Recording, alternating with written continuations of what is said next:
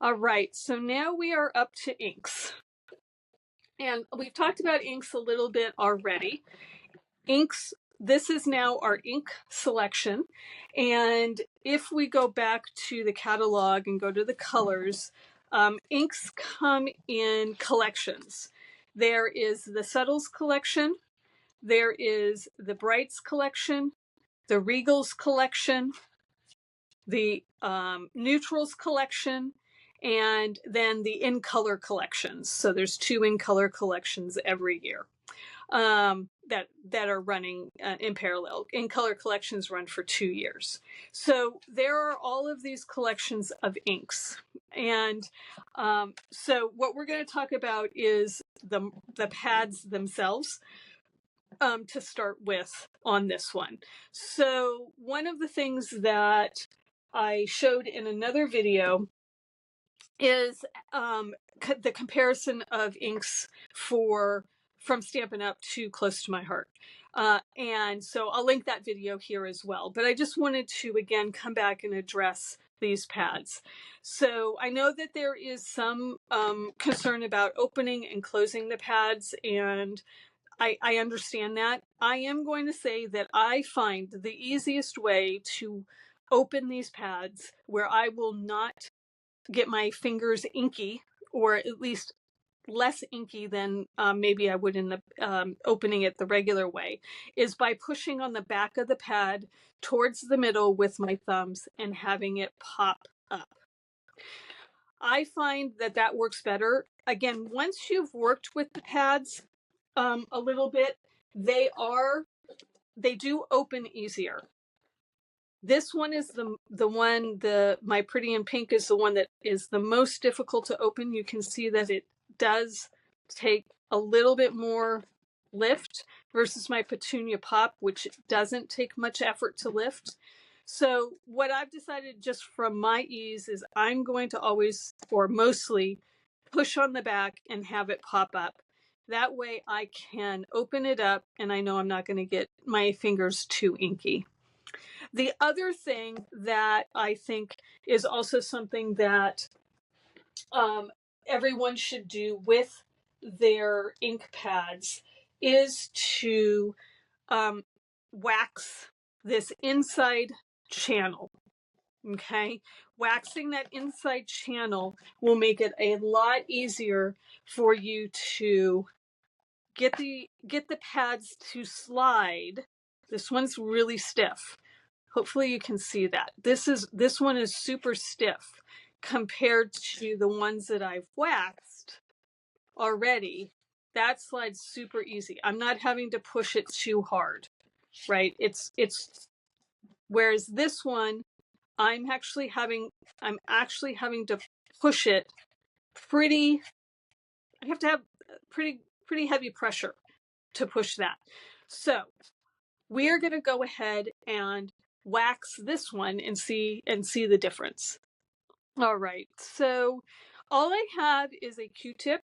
I'm going to use some just Burt's Bees moisturizing lip balm, but if you've got Vaseline or anything that is a lubricant of some sort that is solid, I wouldn't use a liquid. I would use something that has a little bit more like, I wouldn't use baby oil, I guess is my point, because you might end up with it in your ink pad, which is what you don't want. So again, I'm going to open this from the back, and I'm going to come in and I am going to take my Q-tip and I'm going to rub it on the inside of that well where where it's going to slide. So I'm just coming in, grabbing a little bit more, and I'm going to do the other side as well. And I'm going to just rub that in there, trying to get a good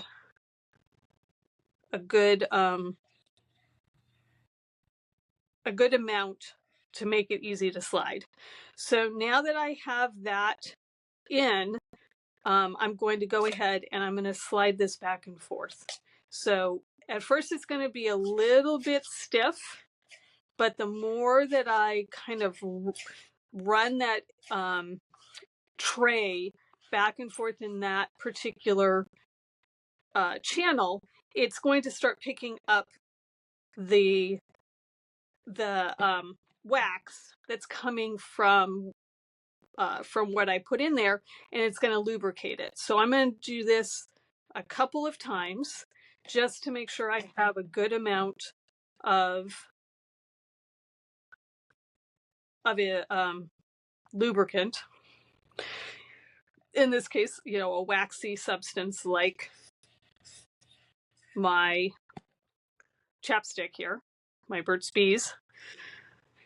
And that way, as I use this ink pad, that will continue to keep that channel flowing and easier to manipulate this pad back and forth. So again, sorry for the high squeak there that's happening, but that's moving a lot smoother than it did before. So hopefully that will help in the future. So I have another new ink pad. We'll test this one out. And this is Mossy Meadow. This one actually slides a lot easier than the last one, but we're going to go ahead and do that same thing with this one. And I just find if you do this when you first get them, then when you happen to pick them up and use them in the future, it just is less problematic, right? You don't know, putting the labels on, getting the tray ink lubricated up with a little bit of wax will help make your stamping experience less frustrating when you go to use these pads. So again, that's so much smoother than it was just a second ago. So that one is now all inked up, or not inked up, but has wax on it to make it simpler to use. All right. So the other thing is you do get the labels on the back, which is nice. They're not, but they don't come pre-labeled. I am putting the name of the label on one end. I'm putting the color, just the color strip, on the other end, and then in the well of the pad, I am putting the other name. And that's because if I open up pads and I look at them, I might be able to tell that that's a brown, but if I didn't have the label, these pads, I couldn't tell what color they are. And so for me, I want to know the name of the color, and I want to know visually what color it is when I'm looking down onto this pad. And that's also because I'm new to Stampin' Up! And I don't know all the names. And so the more that I can see the names, the more likely that I'm going to be able to remember them and use the correct names when I go to do my classes, right? So that's important to me. All right, so stamping with these pads is pretty easy. It is a slightly different feel than stamping with the Close to My Heart pads. It is, because they're a different type of pad, it's a felt pad, it's a foam pad, not a felt pad. It does have a different feeling to it. I don't know how to explain it, but the pads are slightly different because of the type of pad it is. And so when you go in, these pads come to you and they are super juicy. The foam holds the ink at the top of the pad versus it sinking down into the pad. Close to My Heart, you really had to kind of push your stamp into the pad, do some twisting, that kind of movement to get the ink on to the stamp. It's not that it's bad or better than these pads. It's just a different experience because of the type of material that's being used. And because the ink sits on the top of these pads, you don't have to push hard at all. In fact, you don't have to push at all to get the ink onto your stamp. But what that does mean as well is these pads are not very thick. And so the re-inkers become more important when you're working with the Stampin' Up pads, because you will use the ink up faster than what you would have with the felt pads.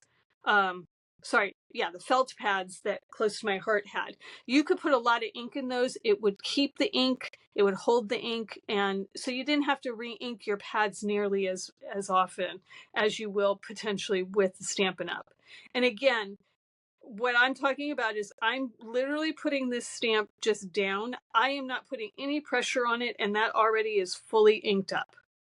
I didn't do anything. It just fully inked that up, and then I can come over here and I can stamp that off. Again, I'm just gently putting it on the pad and it's fully inked, and I can come over here and stamp it off. It is super juicy when you get them. And again, as you start using all of these pads, obviously they will start to not be quite as juicy, and you will potentially need to put a little bit more pressure. But again, you do not want to be like really pushing down hard on these pads when you get them. You will end up with ink everywhere on your stamp, which you know is a pain to clean up after the fact, getting into all the nooks and crevices of some of these stamps. So let's just take another example. Let's take something that's a little bit more solid, and let's take a look at what that looks like. So we're going to just, we'll take this guy. This guy's a little smaller. We can work with a smaller block. So I'm going to just switch out. I'm not going to use, I'll change this out. Let's play with Mossy Meadow. Something a little bit different.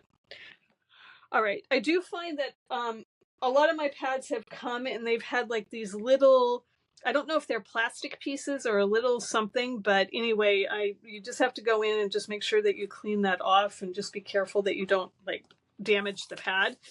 But that was just something that that I've noticed a lot when I open them, that they seem to have like a little things that are floaters on top of the pads. Okay, same thing. This is a solid stamp. This one was a line stamp. And again, I'm just sort of putting it on. It isn't quite right, doing quite as filling it quite as much, but it is a much larger surface area for the ink to soak into. So I just rocked it a little bit and just very little pressure, and then I can come over and I can stamp it. Now, I think this looks a little blotchy, and I think there's a film still on the stamps themselves that you need to either clean off like we used to do, or you have to stamp multiple times. So again, I do feel like with every manufactured stamp, sometimes you need to clean off the manufacturer's film in order to make sure that you can get a nice solid stamp. So again, just doing that again. And I do think that that's getting a little bit better, though all three of them are pretty decent. So anyway, that's a solid stamp versus the line stamp, and how simple it is to stamp with these pads. The last thing that I'm going to mention on this is that you want to make sure that these stamp pads close. Again, some of these pads close really easily, but you really want to hear that double snap when you are working with these pads. If you just hear the first snap, it is not fully closed. And that means air is going to get into your pad and dry it out. So you want to make sure that you hear a solid snap and that you see that it's closed. So that's just something that I've noticed that I've accidentally, at least with the peach pie, hadn't closed it all the way. And you want to make sure that doesn't happen to you, because you don't want to be drying out your pads if you don't have to re-ink them too soon. All right. So as far as other inks, They do have a black, which is the Memento Tuxedo Black, and then we have a Stars On black and brown as well. So this is going to take the place of your intense black ink from Close to My Heart. So Tuxedo Black will take the place of the Tuxedo Black Memento will take the place of the intense black ink as the option. All right, so I think that's everything on the inks. I've talked about the re-inkers, that you probably will be buying re-inkers more often for Stampin' Up! Than you potentially did with Close to My Heart. And there is a white ink pad. I mentioned that in the last section for embossing, so you can also do a white that's a pigment ink versus the dye-based inks that you see here. All right, we are going to move on to kits.